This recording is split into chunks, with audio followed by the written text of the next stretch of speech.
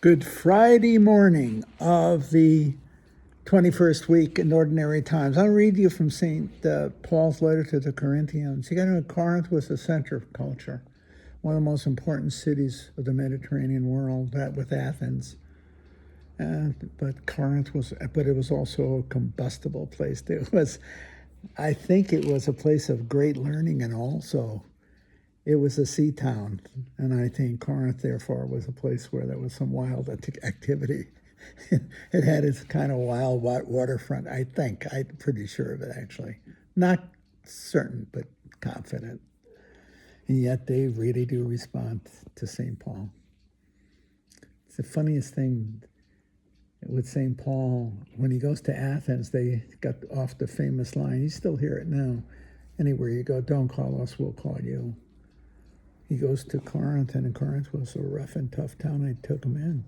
He was very, very successful there. So anyway, he writes, "Brothers and sisters, Christ did not send me to baptize, but to preach the gospel, and not with the wisdom of human eloquence, so that the cross of Christ might not be emptied of its meaning." That's extremely important. You go to places like Corinth and Athens, that's the center of learning of the world. And wisdom flows out of Plato. When they use that word wisdom, they're talking about a very, very special form of knowledge. And the belief that in wisdom is redemption, philosophical wisdom. That's Plato. And indirectly Aristotle. See? Yeah.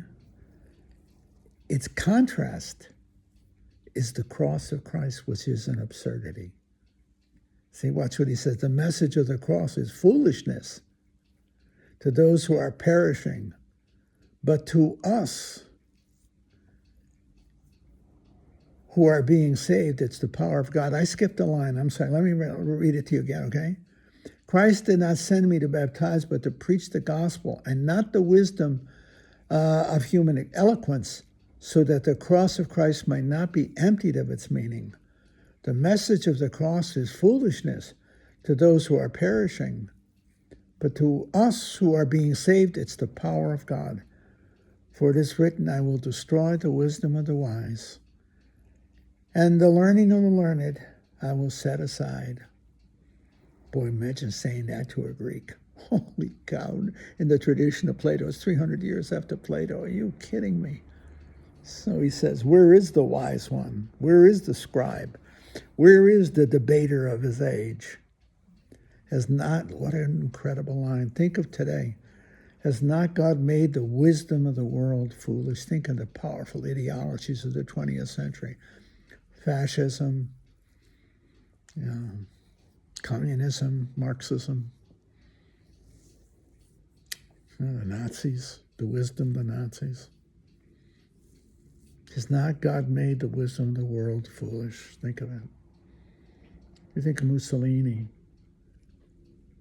He's a key figure in the shaping of the institution of the Second World War by his conquering of Ethiopia, etc.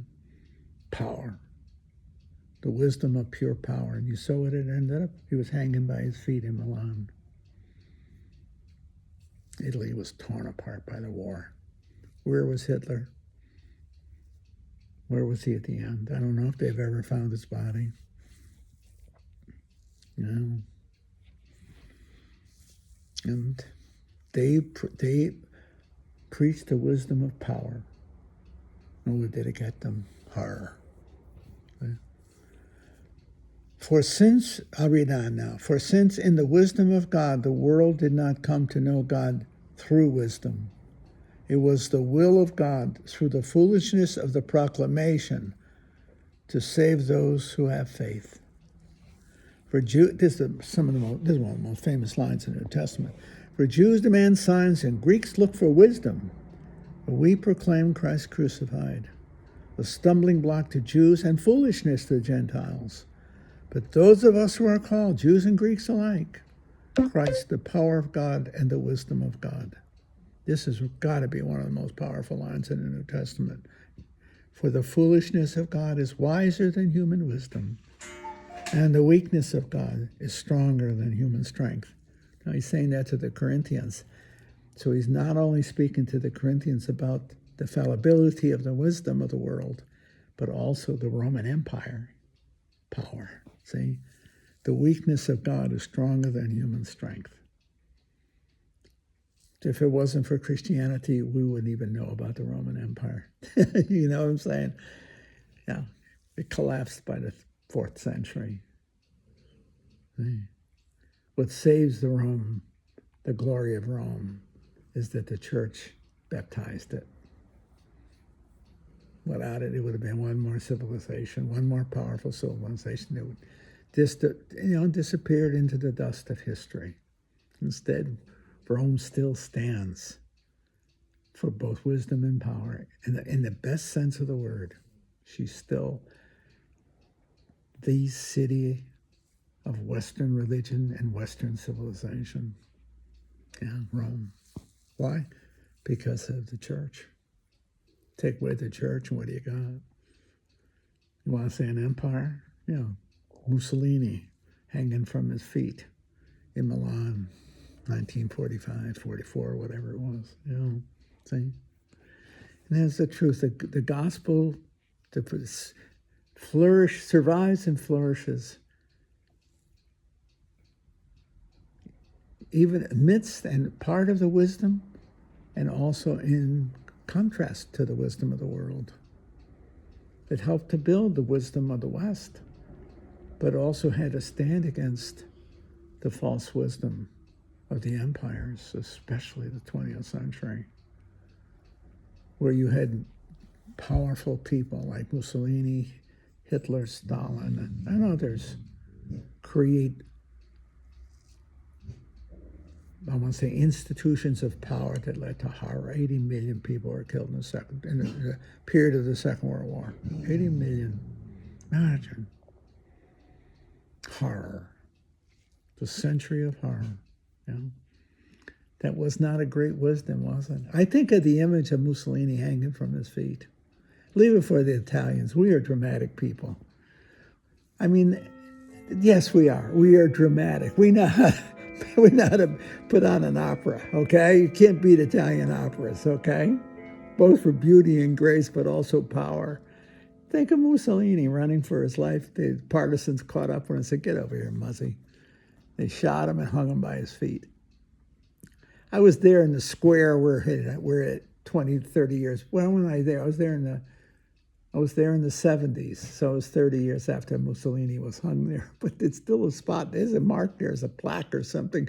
We hung Muzzy here, It's this testimony, It shows you what it is. What a powerful symbol of the inadequacies of human wisdom when it is made into an absolute, especially the wisdom of power, rather than the wisdom of service, the cross. The wisdom of the cross pervades the world, and it perseveres. The wisdom of power become footnotes in history, sometimes dramatic history, but still footnotes. I think of that a lot. People throw their weight around. We got it today. You still have it today. We still live in a very dangerous world. I hope that the wisdom of the cross will be pervasive in such a manner that it will temper the boldness of power, to recognize that history will teach you that when you throw your weight around and you exercise the so-called wisdom of power, you are actually exercising the wisdom of stupidity and ignorance. Santayana said, "He who forgets history is condemned to repeat it." Be very, very smart to be mindful of the first half of the 20th century and not to repeat anything like it in the 21st. Be very, very wise.